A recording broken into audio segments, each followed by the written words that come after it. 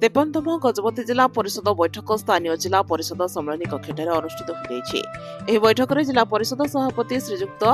गाबरा तिरुपति राव अध्यक्षता करथिबा बेले गजपति जिलापाल विजय कुमार दास प्रत्यक्ष तत्वावधान में बैठक अनुष्ठित हो बैठक में जिला परिषद उपाध्यक्षा कुंतला मल्लिक मान्यवर विधायक मोहना दासरथी गमांग मान्यवर विधायक बाराखंडी रूपेश कुमार पाणिग्राही मुख्य उन्नयन अधिकारी तथा कार्यनिर्वाही अधिकारी जिला परिषद शंकर केरकेटा और अतिरिक्त निर्वाही अधिकारी जिला परिषद श्री पृथ्वीराज मंडल प्रमुख मंचासन थिबा बेले जिलार समस्त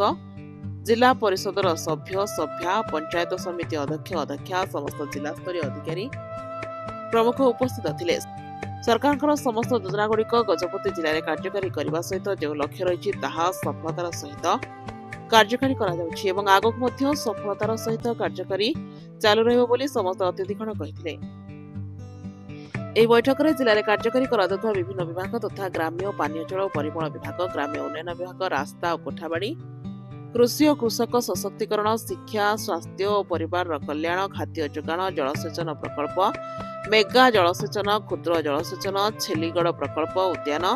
जलछाया पशु संपद मत्स्य विभाग महात्मा गांधी जातीय ग्रामीण निश्चित कर्मनियुक्ति योजना ओडिशा ग्राम्य उन्नयन एवं विपणन संस्था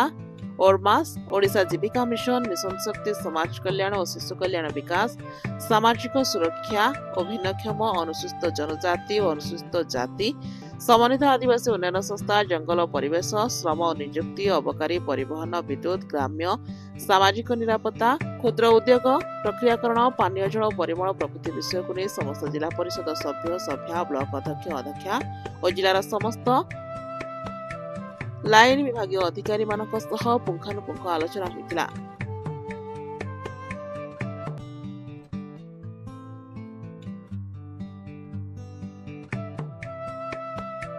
गजपति लोकनाथ पन्ना का रिपोर्ट IYA न्यूज।